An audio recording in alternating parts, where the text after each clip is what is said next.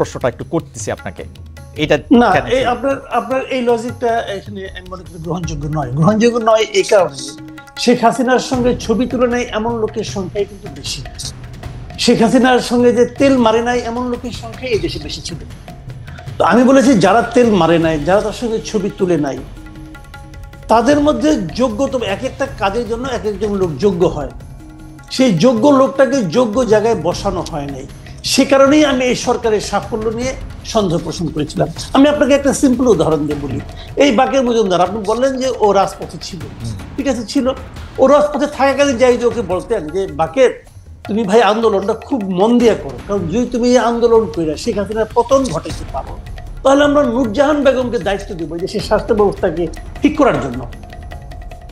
ও কি বলতো আপনাকে ভাবেন তো একটা কথা, ও কি বলতো ভাই নূরজাহান বেগম জিনিসটাকে, উনি কে, উনি স্বাস্থ্য ব্যবস্থার কি বুঝেন, উনি কিভাবে একটা এরকম গণ অভ্যুত্থানের পর একটা নতুন সরকারের স্বাস্থ্য ব্যবস্থাকে ঠিক করবেন? সেই কাজটাই কিন্তু করা হয়েছে। নূরজাহান বেগমকে গৃহবধূ একজন মানুষকে ঘরের থেকে ডেকে এনে ওনাকে দেওয়া হয়েছে স্বাস্থ্য ব্যবস্থা ঠিক করে। কিন্তু কামাল ভাই, এইটা তো লিডারের চয়েস। আমরা কিন্তু দেখেছি যে কোচ অনেক সময় সবচেয়ে ভালো খেলে আসা লোকটাকেও খেলায়। আপনি তো আমার পয়েন্টটা বলে দিচ্ছেন ভাই, আমি তো ওই কথাটাই বলছি, এটা লিডারের চয়েস। জি, and that was the tragedy. আমাদের লিডারের একটা ব্যাড চয়েস, আমাদের লিডার এমন একটা চয়েস, ওই চয়েসটা দেখার পরেই তো আমি মন্তব্য করেছি যে এরা পারবে না, চয়েসটা ভালো হয়নি। উনি চয়েস করার সময় উনি সিরিয়াস ছিলেন না। আমি এই কথাটাই বলছি, বারবার বলি যে আমরা যে গভর্নমেন্টটা পেয়েছি একটা নর্মাল গভর্নমেন্ট এবং একটা গণ অভ্যুত্থানের গভর্নমেন্ট আকাশ পাতাল পার্থক্য হবে তার প্রত্যেকটা চিন্তা, তার প্রত্যেকটা আচরণের মাধ্যমে। অথচ আমরা একটা তারা হবে শার্প, তারা হবে তাৎক্ষণিক। আমরা একটা গভর্নমেন্ট পেয়েছি যেটা লেথার্জিক গভর্নমেন্ট। আমি এই কথাটাই বলেছি, এবং তারা নন সিরিয়াস গভর্নমেন্ট। আপনি দেখেন, আমি একটা সিম্পল একটা উদাহরণ দিয়ে বলি আপনাকে। আপনি তো অনেক লোকের অনেক ইন্টারভিউ নিয়েছেন, দেখেছেন। আপনি নুরুল কবির সাহেব যে ইন্টারভিউটা নিলেন আমাদের ইউনূস সাহেবের, বলা হয়ে থাকে এ যাবৎকালে এটা হলো বেস্ট ইন্টারভিউ। আমিও তাই বলি। কিন্তু ভাবেন তো, যখন নাকি উপদেষ্টাদের যোগ্যতা নিয়ে, ওনার যোগ্যতা নিয়ে নুরুল কবির প্রশ্ন করলেন, উনি কি বললেন? উনি বললেন যে আমি তো এই জগতের লোক না, আমাকে জোর করেছে নিয়ে এসেছি, আমি কিছু জানি না, আমি বোঝার চেষ্টা করতেছি, দেখতেছি কি হয়, দেখি কতটুকু করা যায়। তারপর যখন বললেন যে আপনার উপদেষ্টা তো অনেক কিছু পারছেন না, ওনাদেরকে আমি কি বলবো, আমি নিজেও তো পারি না, তো ওনাদেরকে আমি কিভাবে বলবো? আপনার এই কথাগুলো শুনতে মনে হয় যে না, কি বিনয়ী লোক, কি সুন্দর লোক, নিজের কথা স্বীকার করলেন। আপনি আমাকে বলেন ভাই, এটা কি ট্রায়াল এন্ড এরর ভিত্তিতে কাজ করার জায়গা? না কামাল ভাই, আমি একটু আপনার কাছ থেকে শেখার জন্যই একটু আপনার এই জায়গাটা থেকে বলি যে ডক্টর ইউনূস এটি অকপটে স্বীকার করেছেন যে তার তাড়াহুড়া ছিল, তিনি সব লোককে চেনেন না, তাকে এই লোককে নিতে হয়েছিল। কিন্তু আপনি তো আরেকটা জিনিস খেয়াল করবেন কামাল ভাই, উনাকে কিরকম জায়গায়, কিরকম একটা বাইনারির মধ্যে হাঁটতে হয়েছে। তিনি আওয়ামী লীগের লোক নিতে পারবেন না, তিনি বিএনপির লোক নিতে পারবেন না, তিনি এক্সট্রিম বাম লোক নিতে পারবেন না, তিনি এক্সট্রিম ডান লোক নিতে পারবেন না। তাকে মাঝামাঝি কিছু লোককে পছন্দ করতে হয়েছে। এর মধ্যে কিছু লোক ভালো থাকতে পারে, কিছু লোক খারাপ থাকতে পারে, কিন্তু তার ইন্টেনশন নিয়ে আমরা কেন প্রশ্ন তুলবো? আপনি দেখেন, এতগুলি কনস্ট্যান্ট যদি কামাল ভাই আপনাকেও দেই, এতগুলি কনস্ট্যান্ট আপনাকে দিলে আপনার জন্য কঠিন হবে একটু। আমি বলি আপনাকে, শুনুন, আপনি চমৎকার প্রশ্ন করেছেন। ইন্টেনশন অবশ্যই ইম্পর্টেন্ট। আপনি একটা ভালো ইন্টেনশন নিয়ে একটা খড়ের গাদায় একটা মেসের কাঠি জ্বালাই দেন, জ্বলবে না আগুনটা ভাই? জ্বলবে। ইন্টেনশনে কিন্তু আগুন নিভাবে না, রাইট? ইন্টেনশনে কিন্তু তাপ কমাবে না, রাইট? সেই তাপটা তো আমার গায়ে লাগতেছে। আপনি শুনেন, সারল্য, ভদ্রতা, নম্রতা, এটা কিন্তু যোগ্যতার বহিঃপ্রকাশ নয়। আপনি একটা যুদ্ধে নেমেছেন, ইটস এন ওয়ার। আপনি সেই যুদ্ধে আপনি পারছেন না রে ভাই। আপনি বলছেন যে আমি দেখি ট্রায়াল এন্ড এরর বেসিসে। শুনেন, আপনার সামনে দিকে তার ছিল, খোলা তার। একজন আপনাকে বললো ভাই তারটার মধ্যে কি ইলেকট্রিসিটি আছে? আপনি বলেন ঠিক আছে, হাত দিয়ে দেখি তো ইলেকট্রিসিটি আছে কিনা। আপনি কি হাত দিয়ে দেখবেন? আপনি যদি হাত দিয়ে দেখেন, যদি থাকে তাহলে এটা ধরবো না, তো ধরলে তো আপনি মরেই যাবেন না ভাই। কিন্তু আপনি তো পুরো জাতিকে সঙ্গে নিয়ে হাত দিচ্ছেন। না, এটা কিন্তু ব্যক্তিগত চাওয়া পাওয়ার বিষয় না। আমি আপনাকে বলি, শুনেন, প্রত্যেকটা ক্ষেত্রে এই ঘটনাগুলো ঘটছে। তো আপনি কোন ক্ষেত্রে আপনি বলেন?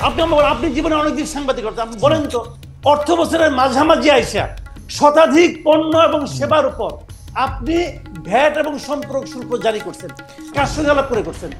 ওকে, আপনি কার সঙ্গে আলাপ করে করেছেন? আমি একটু আগের থেকে আসি কামাল ভাই। সেইটা হচ্ছে যে আপনি বলতেছেন যে এটা একটা যুদ্ধ, কিন্তু আমি তো দেখতেছি সেইটা হচ্ছে যে তিনি আসছেন শান্তিরক্ষা মিশনে। আমাদের শান্তিরক্ষা মিশন আর্মির যখন আফ্রিকায় যায় তারা যুদ্ধ করতে চায় না, তারা শান্তিটা বজায় রাখতে চায়। তাদেরকে তো একটা নিরপেক্ষ জায়গা, ডক্টর ইউনূস যুদ্ধ করতে আসেন না। আচ্ছা আচ্ছা, খুব ভালো, আপনি চমৎকার উদাহরণ দিচ্ছেন। আমি এই চমৎকার উদাহরণ দিচ্ছি, একটা মন্দ উদাহরণ দিই আপনাকে। যে শান্তিরক্ষা মিশনের সমস্ত মসজিদের ইমাম এবং পাদ্রীদের না পাঠায় সেনাবাহিনীকে পাঠায় কেন ভাই? কারণ যদি যুদ্ধ লাগে যুদ্ধ করবে, শান্তিরক্ষা যুদ্ধ লাগলে যুদ্ধ করবে, যুদ্ধ লাগলে যুদ্ধ করবে। That is the point. G, that is the point. যুদ্ধ তো লেগে আছে সারা দেশে, মানুষকে জিজ্ঞাসা করেন না তার পকেটে কি যুদ্ধ লাগছে কিনা, বাজারে যে দেখেন না যুদ্ধ লাগছে কিনা, যুদ্ধ লেগে আছে না। কিন্তু কামাল ভাই আপনি এর আগেরটা না বললে কেমনে হবে? 15 বছর আওয়ামী লীগের দুঃশাসন, তার আগ পর্যন্ত বিভিন্ন প্রতিষ্ঠান ধ্বংস হওয়া, পুরা 2024-এর এপ্রিল মাস থেকে একের পর এক আন্দোলন, নানা ধরনের বিষয়াদি, জুলাই আগস্টে কোনো কিছু কাজ না করা, এগুলি আপনি দ্রব্যমূল্যের জন্য একটু সাফার আমরা করব না, একটু আমরা দিব না? মানে আমি এর আগে যে দেশটাতে থাকতাম জার্মানিতে, তারা তো 15 বছর ডাস্টবিনে খাবার খায় দেশটারে ঠিক করলো। ওকে, তাহলে আপনি প্রত্যেকটা বাজারের আশেপাশে 20-30 টাকা ডাস্টবিন রাখেন। না না বাজার করতে পারছো না, এখান থেকে নিয়ে যাও। কিন্তু কিছু স্যাক্রিফাইস আমরা করব না, কিছু স্যাক্রিফাইস আমরা করব না। কিছু কতটুকু? কিছু কতটুকু? কিছুটা কার জন্য কিছু? কার জন্য কিছু? যে বাণিজ্য মন্ত্রী দায়িত্ব নেওয়ার 1 মাসের মাথায় সয়াবিন তেলের দাম ওই সিন্ডিকেটের স্বার্থে 8 টাকা বাড়ায় দেয়, তার কিছু? নাকি যে লোক 1 লিটার তেল কিনতে যে 3 বার পকেটে টাকা গুনে, তার জন্য কিছু? আপনি কার কথা বলতেছেন রে ভাই? সাধারণ মানুষ, এই দেশের মানুষের, আপনার একজন উপদেষ্টা যে আলী ইমাম মজুমদার, সে বলতেছে জিনিসপত্রের দাম বেড়েছে কিন্তু মানুষের কষ্ট হবে না। ওই লোক কষ্টের কি বুঝে? আপনি আমাকে বলেন ওই লোক সাধারণ মানুষের কষ্টের কি বুঝে? বেতন বাড়বে না, চাকরিচ্যুত হবেন আপনি, জিনিসপত্রের দাম বাড়বে কিন্তু আপনার কষ্ট হবে না। এটা কি ভাই জুয়ে আছেন, ম্যাজিক নাকি? এটা কি ম্যাজিক? ওকে, আমি কামাল ভাই আপনার রক্ত বেরোবে না। কামাল ভাই আমি আপনার বক্তব্যের সাথে দ্বিমত এই পর্যায়ে করছি না, কিন্তু প্রশ্নটা করে রাখি। দাদা প্রশ্নটা আমি করে রাখি কারণ ভাই আপনার চোখে আমি বরং বাকের ফ্যান, আমি বরং আরেকটা প্রশ্ন করি। জি জি, আমি বাকের একটা কথায় আমার একটু মনে হলো এই প্রশ্নটা আমার করা দরকার। জি জি প্লিজ। খালি নাহিদের এই যে নাহিদ ইসলাম যে আপনার যে স্ট্যাটাসটা দিয়েছেন, এই স্ট্যাটাসটা আপনি তো ওনাকে পড়ে শুনাইলেন। আমি যদি এই প্রশ্নটা করি, আপনি আমার হয়ে বাকেরকেও প্রশ্নটা করতে পারেন, বাকি নিজেও জবাব দিতে পারে। আমি যদি বলি যে নাহিদ ইসলাম যে অভিযোগটা করেছে যে এটার মাধ্যমে বিএনপি 111-কে ইনভাইট করতেছে, আমি যদি বলি এই স্ট্যাটাসের মাধ্যমে নাহিদ ইসলাম হিমসেলফ 111-কে ইনভাইট করতেছে, ওকে, আমি যদি এই কথাটা বলি, ওকে ওকে, এই কথা, কারণ এই স্ট্যাটাসের মাধ্যমে সে তো আর্মিকে একটা পার্টি বানিয়ে ফেলেছে। একজন উপদেষ্টার পদে থেকে উনি এটা করতে পারেন? এটা কোনো সেন্সিবল কাজটি করেছেন না। ওকে, আমরা কামাল ভাইয়ের প্রশ্নটার জন্য জনাব বাকের মজুমদারকে, এটা যদি বাকের মজুমদার কিছু বলেন আমরা এটা একটু আহ্বান জানাই। জনাব মজুমদার আমাকে 10টা সেকেন্ড একটু টাইম দেবেন। আমরা একটু দর্শকের কাছে জানতে পেরেছিলাম, মানে প্রশ্ন করেছিলাম যে সময় দিতে পারবেন না বলে জুলাই শহীদ স্মৃতি ফাউন্ডেশনের দায়িত্ব ছাড়লেন সমন্বয়ক সার্জিস আলম। এই সিদ্ধান্ত সঠিক বলে মনে করেন কিনা? শতকরা 74% দর্শক এই সিদ্ধান্তকে সঠিক বলে মনে করেন, সঠিক না মনে করেন শতকরা 26% দর্শক। 54,000 দর্শকের মধ্যে ভোট দিয়েছেন। জনাব বাকের মজুমদার আপনার কাছে একটু যাচ্ছি। জনাব মাসুদ কামাল ভাই প্রশ্ন আপনার কাছে করেছেন যে এই ইনভাইটটা 111-এর মতো একটা সরকারের ইনভাইটকে আসলে জনাব নাহিদ ইসলামী দিচ্ছেন কিনা? জনাব মজুমদার, এখানে জনাব মাসুদ কামাল ভাই যে খুব সহজে নাহিদ ভাইকে একটা প্রশ্ন করে দিলেন, একটা এখানে কোশ্চেন রেখে গেলেন যে 111-এর সরকারের ইঙ্গিত কি নাহিদ ভাই নিজে দিচ্ছে কিনা বা নিজে ইনভাইট করছে কিনা। তো এখানে আমি পাল্টা জানতে চাই বা আমার যে পয়েন্টটা সেটা হচ্ছে যে এখানে নাহিদ ভাই কিন্তু খুব স্পষ্টভাবে তার ব্যাকগ্রাউন্ড উল্লেখ করেছে আসলে কোন অর্থে আসলে বিএনপি 111কে ইনভাইট করছেন, কিন্তু নাহিদ ভাই খুব তার ব্যাখ্যা করে দিয়েছেন কোন অর্থে কি হচ্ছে, উনি কিন্তু ব্যাকগ্রাউন্ড এনেছে, পরবর্তী ঘটনাক্রম বলেছে। তো আমি মাসুদ কামাল ভাইয়ের কাছে প্রশ্ন করেছি, উনি আসলে কোন প্রেক্ষাপট বা কোন ব্যাকগ্রাউন্ড থেকে আসলে নাহিদ ভাইকে এমন প্রশ্ন করতে চাচ্ছেন। ওকে ওকে ওকে, কামাল ভাই নিশ্চয়ই বলবেন। আমি একটু বোঝার জন্য, জনাব মজুমদার, আসলে আপনাদেরকে প্রশ্ন করা, আপনারা এত বেশি জনপ্রিয়, আপনাদেরকে প্রশ্ন করা এখন একটা, কারণ আমার ফ্লাডেড হয়ে যাচ্ছে যে আমি আপনাকে আসলে ঠিকমতো প্রশ্ন করছি কি করছি না সেটা নিয়ে। আমি শুধু বোঝার জন্য বলতেছি। আমি আবার পড়ি জনাব নাহিদ ইসলামকে। জনাব নাহিদ ইসলাম বলেছেন যে আমরা চেয়েছিলাম ফেসিবাদ বিরোধী রাজনৈতিক দলগুলো ও নাগরিক সমাজের সমন্বয়ে একটা জাতীয় সরকার। তারপরে তিনি বলছেন জাতীয় সরকার হলে ছাত্রদের হয়তো সরকারে আসার প্রয়োজন হতো না। মানে রাজনৈতিক দলগুলো নাগরিক সমাজের সমন্বয়ে একটা জাতীয় সরকার, সেটা আপনারা কাকে মিন করেছেন? মানে কারা সরকারে আসে নাই? মানে এটা জাতীয় সরকারটা কে? মানে পরের লাইনে আছে জাতীয় সরকার অনেক দিন স্থায়ী হবে, এই বিবেচনায় বিএনপি জাতীয় সরকার আসতে রাজি হয় নাই। তো বিএনপি রাজি হয় নাই, তার জন্যই কি আর কোনো রাজনৈতিক দলকে ইনভাইট করা হয় নাই, নাকি বিএনপি রাজি হয় নাই বইলেই অন্য কোনো সরকার রাজনৈতিক দলগুলো আসে নাই? এখানে না, শুরুতে হচ্ছে 5ই আগস্টে আমরা যখন বিএনপির শীর্ষস্থানীয় নেতৃবৃন্দের সাথে কথা বলি, তখন আমরা আসলে জাতীয় সরকারের আহ্বান করি। তো সেই ক্ষেত্রে ভাই যেটা বলেছেন সেটাই, জাতীয় সরকার বিএনপি জাতীয় সরকার অনেকদিন স্থায়ী হবে সেই বিবেচনায় বিএনপি আসলে জাতীয় সরকারে সেই সময় আসতে চায়নি। তো বিএনপি যেহেতু এখানে ফ্যাসিবাদের বিরুদ্ধে রাজনৈতিক সংগঠন হিসেবে সবচেয়ে বড় রাজনৈতিক দল এবং বিরোধী দল হিসেবে তো তখন সবচেয়ে বড় বিরোধী দল ছিল ফ্যাসিস্ট আওয়ামী লীগের আমলে। তো সবকিছু মিলে আমরা তো অবশ্যই বিএনপি এখানে একটি অন্যতম গুরুত্বপূর্ণ স্টেক হোল্ডার আমরা বিএনপিকে মনে করি। তো এই সিদ্ধান্তের কারণে, বিএনপির সিদ্ধান্তের কারণে আসলে আমরা এই জাতীয় সরকার গঠনের প্রক্রিয়ায় যেতে পারিনি। আমার কাছে মনে হয় যে আর আপনি যেটা বলেছেন যে অন্যদের এখানে বিএনপি যদি না আসে, আসলে এই জাতীয় সরকারের লেজিটিমেসি নিয়ে আমাদের নিজেদের মধ্যে প্রশ্ন ছিল যে আসলে সবাইকে মিলে যে রাজনৈতিক ঐক্যমতের কথা আমরা বলছি, সেটা যখন বিএনপি এখানে জাতীয় সরকার রাজি হচ্ছে না, সেক্ষেত্রে আসলে আমাদেরকে স্ট্র্যাটেজিক পরবর্তী সিদ্ধান্ত নিতে হয়েছে। আর আরেকটি বিষয় যেটি এখানে ভাই উল্লেখ করেছেন, যে নাহিদ ইসলাম উল্লেখ করেছেন জাতীয় সরকার হলে ছাত্রদের হয়তো সরকারে আসার প্রয়োজন হতো না।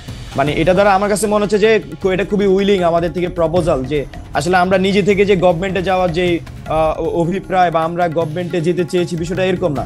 মূলত বিষয়টা ছিল মাঠ থেকে, যেমন আমরা এই মাঠের কর্মসূচিগুলো সবসময় এই মাঠ থেকে চাপ ছিল, আমরা কর্মসূচিগুলো জনগণের ভাষাগুলা ট্রান্সলেট করার চেষ্টা করেছি, রূপান্তর করার চেষ্টা করেছি। ঠিক একইভাবে 5ই আগস্ট আমাদের উপর এরকম একটা চাপ ছিল যে যাতে গভর্নমেন্টে ছাত্রদের প্রতিনিধিত্ব থাকে। তো সবকিছু এই চাপ কি এখনো আছে জনাব মজুমদার? এই চাপ কি এখনো আছে? মানে এখন আছে বলতে আপনি কোন অর্থে? মানে এখনো সরকারে থেকে যাওয়ার চাপ আছে? জনাব নাহিদ ইসলাম, আসিফ মাহমুদরা যাতে সরকারেই থাকেন, মাহফুজ সাহেব যাতে সরকারেই থাকেন, এই চাপ কি এখনো আছে কিনা? সরকারেই থাকেন বলতে বিষয়টা আসলে ক্লিয়ার না। এখানে অন্তর্বর্তীকালীন সরকারে যেহেতু ওনারা উপদেষ্টা হিসেবে দায়িত্ব গ্রহণ করেছেন, এই চাপটা আছে কিনা এখনো?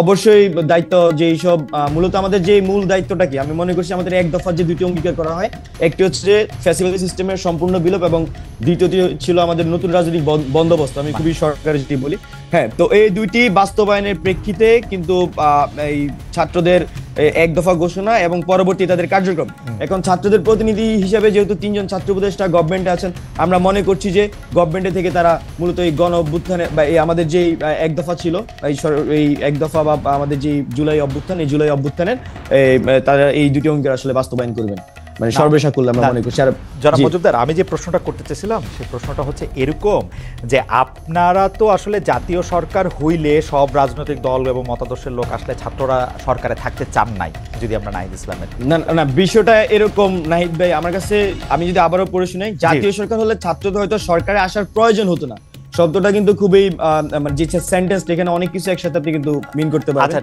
যে প্রয়োজন হতো না, ইট ডাজন্ট মিন যে থাকতে পারতো না, এটা প্রয়োজন হলে থাকতো, যদি মনে করতেছে ওই সময় হয়তো প্রয়োজন হতো না, মানে তার মানে হচ্ছে প্রয়োজন হলেও হইতে পারতো, তাই তো? হতেও পারতো, এখনকার অবস্থাটা কি? এখনকার অবস্থাটা কি? এখন কি হয়তো অবশ্যই আমরা মনে করছি এই গভর্নমেন্টে তো অবশ্যই এখানে লেজিটিমেসি আমরা মনে করছি যে একটা বড় লেজিটিমেসি দিচ্ছে হচ্ছে যে আমাদের ছাত্র উপদেষ্টারা। তো সেই ক্ষেত্রে আমরা গভর্নমেন্টের লেজিটিমেসি দিতেছে ছাত্র উপদেষ্টারা।